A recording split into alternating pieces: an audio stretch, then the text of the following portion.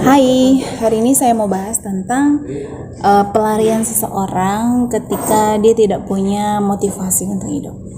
Pernah nggak kalian merasa ketika kalian jauh dari yang di atas, mengalami yang namanya stres, tahu nggak ujungnya lari-larinya kemana?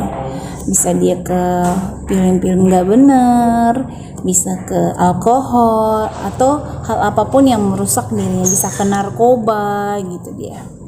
Nah, teman-teman, kalau misalkan kalian sudah merasa berada di jalan yang sesat, jangan cari hal-hal yang demikian. Karena Tuhan datang bukan untuk orang benar, tapi untuk orang yang berdosa. Jadi, kamu jangan takut ketika kamu bertemu dengan orang-orang yang satu komunitas, yang satu agama dengan kamu jangan takut, karena kamu berhak untuk dipulihkan, kamu berhak untuk dirangkul, karena nggak semua orang itu sempurna. Jadi nggak perlu yang aneh-aneh sih sebenarnya. Kalau saya pribadi ya, kalau misalkan saya ada masalah gitu kan, misalkan nih waktu kuliah gitu, dosen saya merasa dosen ini terlalu kasar dalam berkata-kata gitu, pasti stres dong bawaannya gitu kan.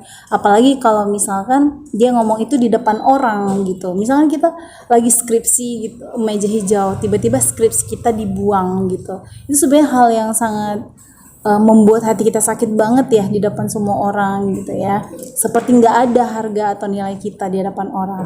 Nah tapi itu jangan membuat kita untuk stres gitu, tapi cari sumbernya yang buat kamu supaya nggak stres.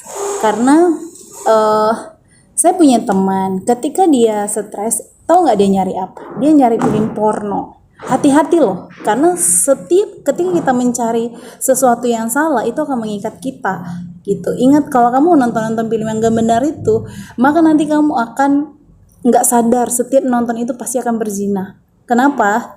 Karena apa yang kamu lihat itu pasti akan melekat di alam bawah sadar kamu, dan itu bisa kamu hayalkan bahkan sama pasangan hidup kamu loh. Hati-hati gitu. Kenapa demikian? Karena kita itu, hubungan suami istri itu apa ya, kalau orang pacaran itu kan pasti memiliki yang namanya asmara ya. Asmara itu adalah zat yang bisa habis waktu-waktu. Jadi kalaupun ada orang menikah, itu bisa bertahan itu karena komitmen.